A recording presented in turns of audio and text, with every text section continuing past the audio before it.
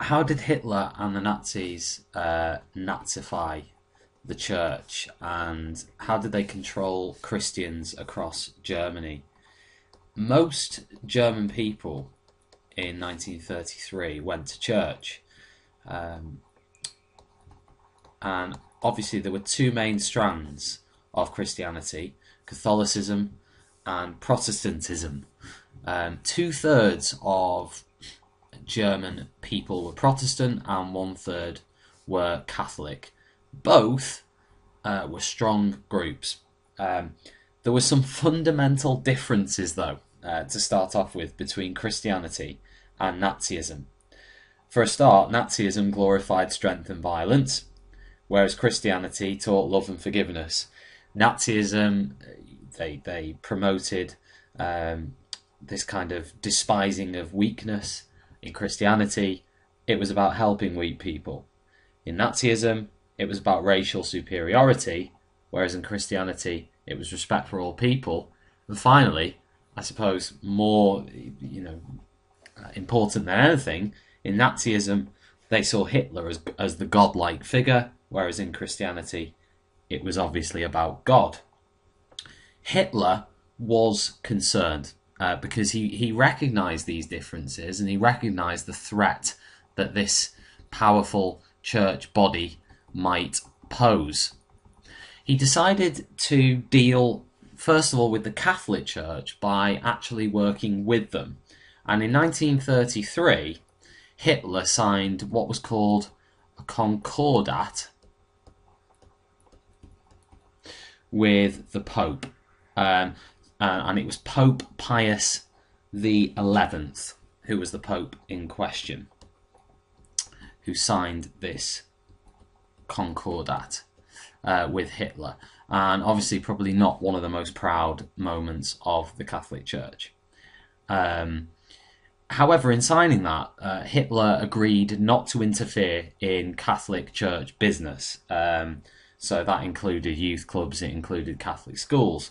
However, within a few months of that, Hitler broke those promises. Priests were arrested and harassed. Catholic youth movements were closed down. Monasteries were closed down.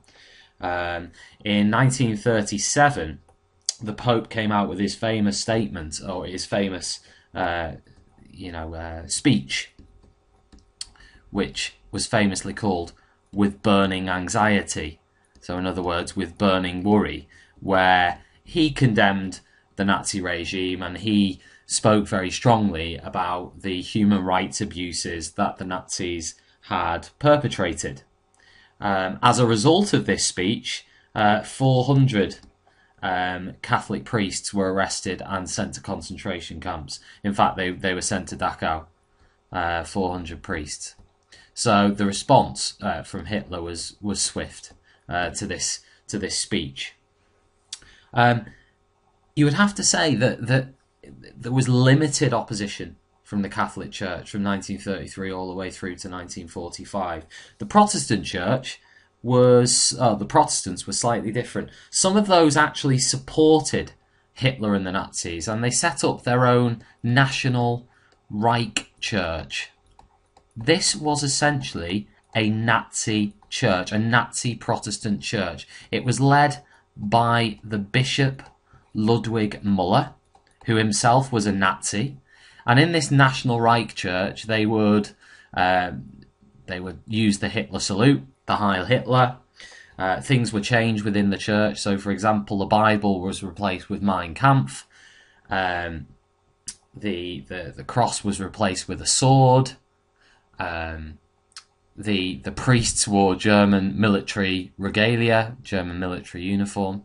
It was a Nazi church.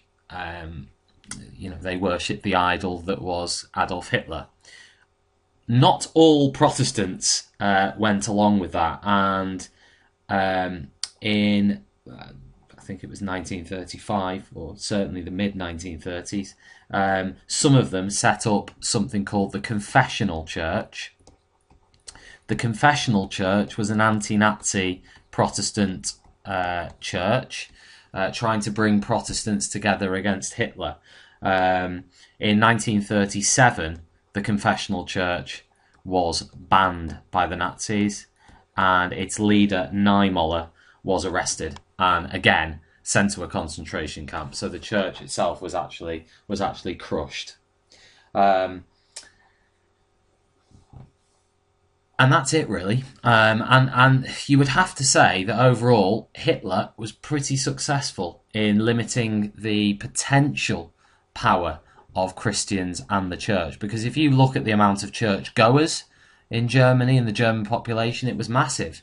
If they'd have followed biblical principles, then things could have been a lot more difficult for Hitler and the Nazis.